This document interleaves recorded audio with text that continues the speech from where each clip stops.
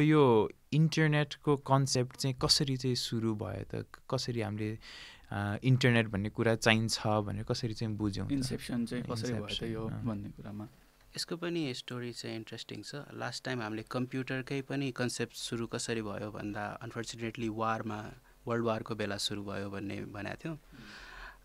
अनि इन्टरनेट पनि fortunately or unfortunately cold वारको टाइममा स्टार्ट भएको। फर्चुनेटै भन्नु पर्यो हाम्रो पर्सपेक्टिभबाट चाहिँ। सो चाहिएको चाहिँ के थियो भने यस्तो एउटा कुनै नेटवर्क होस् जसलाई चाहिँ कुनै एउटा तार काटिएर चाहिँ अथवा कुनै एउटा ठाउँको इन्फ्रास्ट्रक्चरलाई पड्काएर ड्यामेज गरेर चाहिँ त्यो होल नेटवर्कै चाहिँ नढलोस् हैन। अर्थात् मिलिटरी रेजिलियन्स भएको नेटवर्क चाहिरहेको थियो।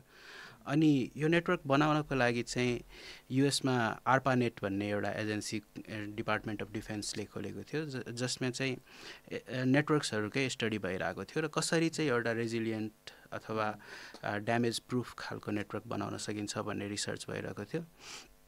र यसमा चाहिँ नेटवर्क्सहरूमा पनि आखिरमा जसरी हामीले खाममा चिठी हालेर चिठी पठाउने गर्छौँ त्यसरी नै नेटवर्क्सहरूले पनि खाममा हाम्रो डेटा जुन हामीले कुरा गरेका थियौँ डेटालाई राखेर पठाउने हुन्।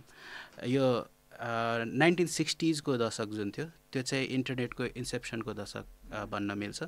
त्यसमा चाहिँ हामीहरूले के थाहा पायो भने यो जुन प्याकेट्सहरू जुन छ एउटा खाममा एउटा मेसेजको एउटा टुक्रा अर्को खाममा अर्को टुक्रा गरेर चाहिँ अनि पठाउन मिल्छ। डिफ्रेन्ट बाटोबाट जाला हैन, सबै कुराहरू चाहिँ एउटैबाट गइराख्नु परेन।